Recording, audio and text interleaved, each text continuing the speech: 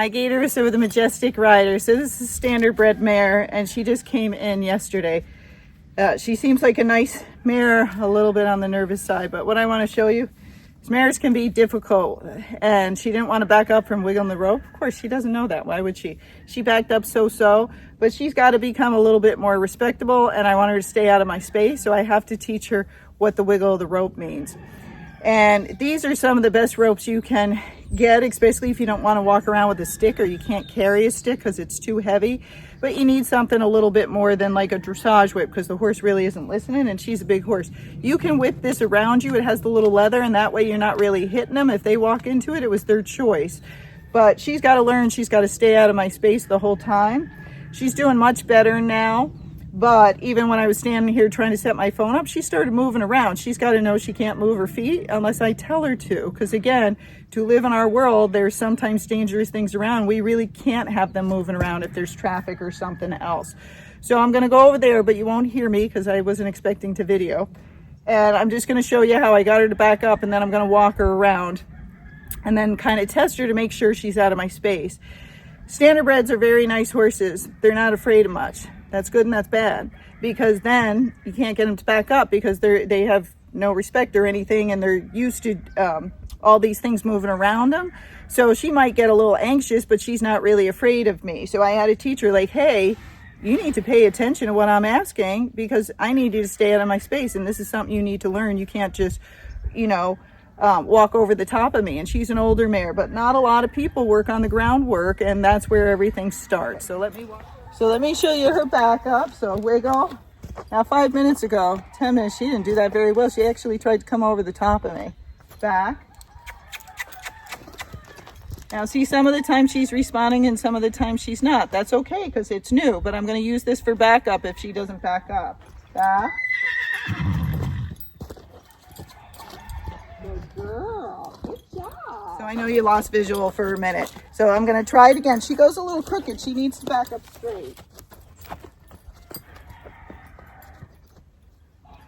And the only way she will learn how to back up straight is somebody's got to teach her. I'm sure she never went backwards on the track. Good girl. Good job. You're doing so good now. So she was very scared and anxious, but would come at me instead of moving away. Back. Good girl. Yeah, good girl. No, go back, back.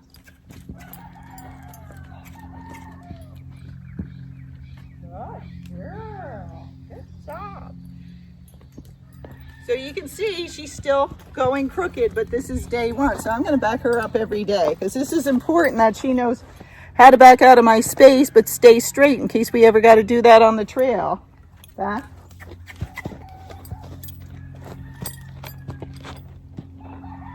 Good girl. Back. Good girl. Okay. So now I'm just going to teach her while I'm talking to you to ground tie. So how do I do that? I just drop the rope on the ground, but I still have the end of it.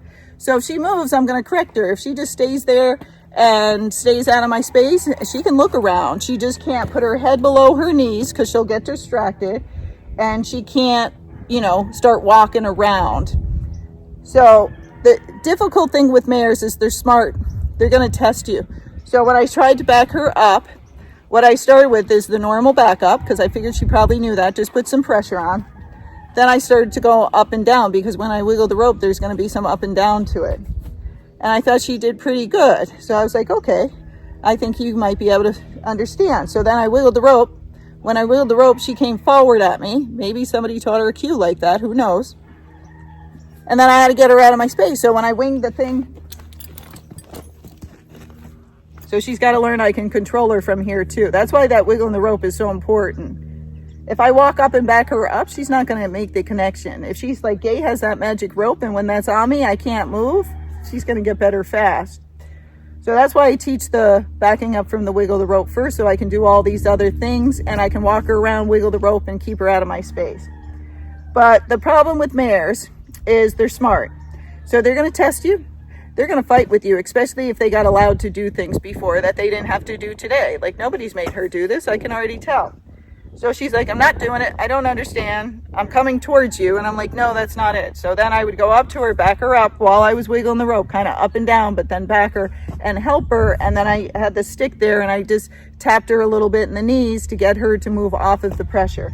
And then I did it over and over again. I asked her to back up. Every time she got it wrong, I went up, yanked up and down on the rope and smacked her in the knees. Then I got in front of her and wiggled the rope. Then the stick wasn't working so well, so I just went to this, and if she wouldn't go, I just kind of winged it in front of me towards her head, so she would go like that and back up, and then she did quite well, okay? So what we're trying to do is teach her some patience, teach her to be a little calmer. A lot of the mares can be like this. They're anxious, like, let's do it. Let's get this over with. Where are we going? I want to go. What do I do now? Blah, blah, blah. She's got to learn, like, hey, you know what? Sometimes you just need to stand. So now I'm going to back her up some more. So the difference is when this is on the ground, which I know it came up while I'm talking, that's ground tying. That's how I teach them to ground tie. So then in the end, I can go like that. But when I pick up the rope and start shortening up, that means we're going to work. Good girl. Back.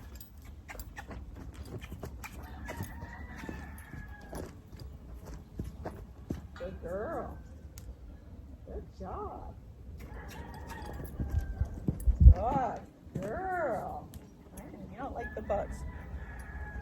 So she's licking her lips a fair amount, which means she's now becoming submissive and going, okay, you're the head mare. I guess I'm not it. So now I'm going to walk her, keep her out of my space.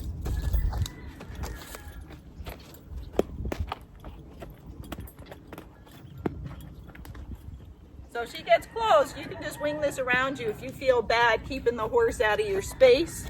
And again, it's about safety. You don't want your feet broken.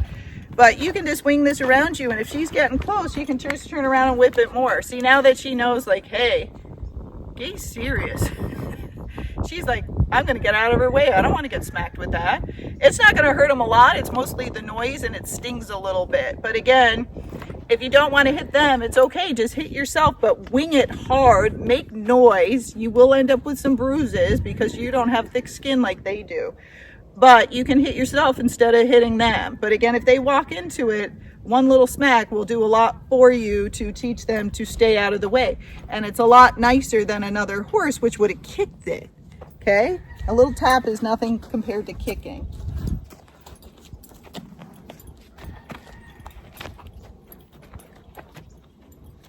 Good girl. Yes, you do. Oh, you stayed back. Good girl. So now she's really trying to think, and you saw her when I turned, she stopped. Good girl. So now I'm going to give her another break and ground tire. So this is one of the hardest things with horses is your groundwork and being consistent. So if I teach this, then she goes home and they don't do it, she'll just go back to the same way. Everybody's got to do it. Every person who handles it. Now it's hard. Your vet and your farrier are not going to do that. So you have to correct it the next day and know they might be a little bad because someone let them walk in their space. But every day you have to tell them what their job is. Your job's to stand there when I drop the rope. Your job is to stay 2-3 feet back from me when I'm walking and don't step on me. And if something scares you from behind and I say get back, even though you're scared, you better back up because you don't want them to run over the top of you. So she's doing very well. But this is how a lot of mares are. They test you, and if they think they can take over, they will. We all do, don't we, women? We're like, yeah, let me take over. They're going to take all your money, spend all of it, go shopping, take the house. Thanks. It's all good. So we want to make sure they understand we're in charge and to listen to us because she's a big horse. And if she tramples me, I'm not going to do so well. So you see she's stomping at flies, but she's staying there. So just remember, be consistent. If one day you keep them behind you and the next day you're not paying attention, talking to your friends, and they're walking on you, see her? Because I can see in the camera. So it's like magic. And she's like, that lady's not even looking at me. She must have eyes in the back of her head. I'm like, yeah, I do. I got the camera. So, and you can do this too. You can sit there and videotape and watch what they're doing behind you. But you got to remember, you got to be consistent. It's every day.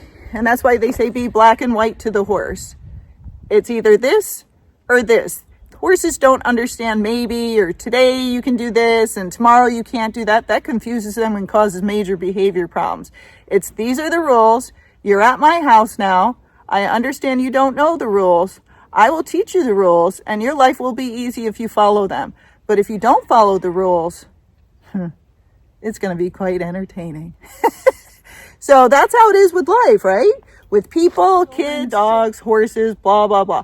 All of that. You got to teach them the rules, then we got to follow the rules, or no, hey, if you don't follow the rules with people, we go to prison, right? Kids go to juvie. Where do dogs go? The pound. Where the horses go? To the rescue. So teach them so they don't end up in those places, and they learn good manners, and they stay out of your space and become respectable and great horses. And I forgot to say, the ropes are, there's a link in the YouTube description, but you can get them anywhere. But those are the ones that you see me working with on Amazon, and they work pretty well. But they're very helpful.